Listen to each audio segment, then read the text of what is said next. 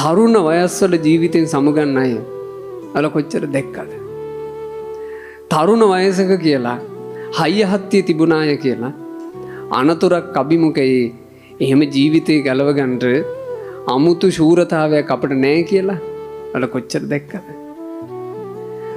හොඳ තරුණ වයසේ දියැලි වල පැනගෙන නාලා සෙල්ෆි ෆොටෝ ගහගෙන ඉන්න අය ඇම්බරිලා මැරිලා ඉන්නවා.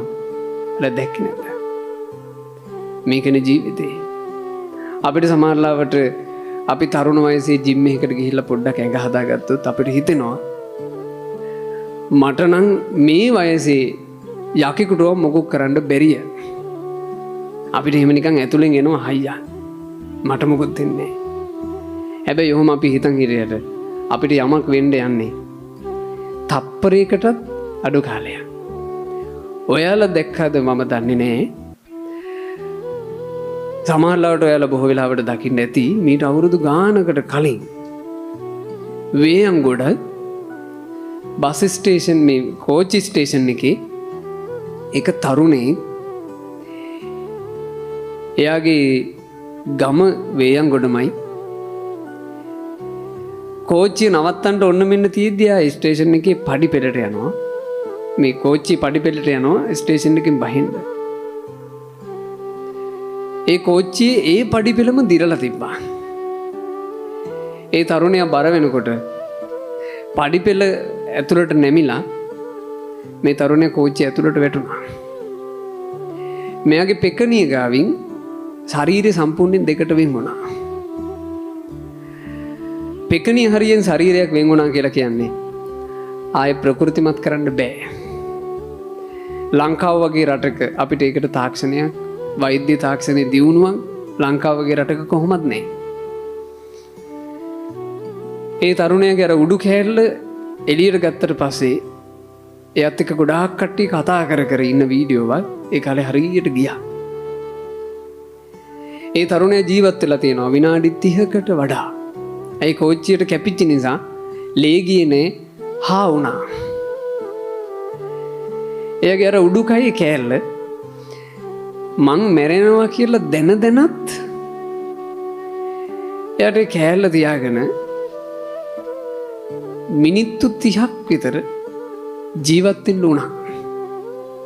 මම ওই වීඩියෝ පටේ දැක්ක මුල් කාලෙම හිතපේක මට මෙහෙම වුණොත්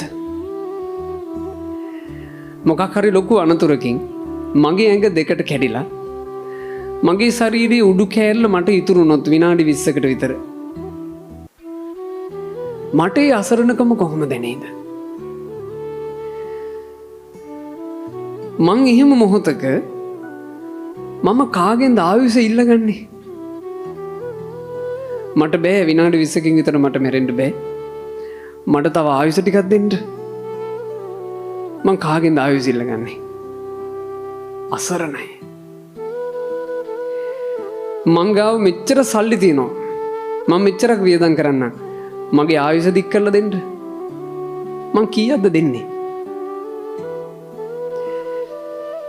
මං කියන ඕන පූජාවක් කරන්නම්. ඕන යදිල්ලක් යඳින්නම්.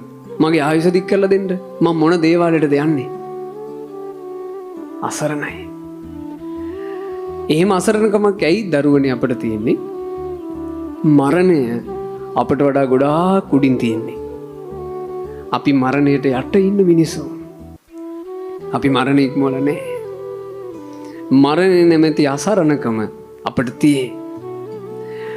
අර ඇල්ලේ බස් රථ අනතුරට ගොදුරු වෙච්ච අය දැනගෙන හිටියානම් අපේ මේ ගමන මරණයෙන් කෙලවර වෙනවා කියලා එයාලා තෝරගනී දේ ට්‍රිප් එක නැහැ. අර ඉන්දියාවේ ගුවන් යානාවට නැගිච්ච මිනිස්සු දැනගෙන හිටියානම් මේ ගුවන් යානාව කඩාගෙන වැටෙනවා කියලා එයාලා තෝරගනී දේ ගුවන් ගමන නැහැ. අර කිමි දෙන්න ගියපු සබ්මරීන් එකේ ඒ ප්‍රකෝටිපතියෝ දැන හිටියානම් අපි මේ ටයිටන් එකට ගොඩ වුණොත් අපි කුඩු වෙලා මැරෙනවා කියලා එයාලා ඒ ගමන තෝරගනීද? නෑ. ඇයි එයාලා ඒ ගමන තෝරගත්තේ? දන්නේ නැති නිසා. එයාලා ඒ ගමන සියල්ල තෝරගත්තේ දන්නේ නැති නිසා. එයාලා දන්නේ කෙසේද මැරෙන්නේ, කවදාද මැරෙන්නේ? කොතැනකද මැරෙන්නේ? දන්නේ. ඔය දන්නේ නැති ප්‍රශ්නේ ඔයාලට මටත් නැද්ද? අපිටත් තියෙනවා.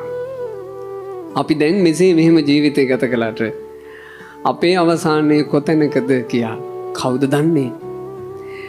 මැරෙන්න ඉන්න මිනිස්සු විදිහට ඔයාලා ලස්සන මල් මිටියාවතක් මැද ඉන්නවා වගේ සුන්දර ලෝකයක් ඔයාලගේ වටේ නිර්මාණය කරන්න. අපි මේ සුගතිය ලස්සනට ඉමු.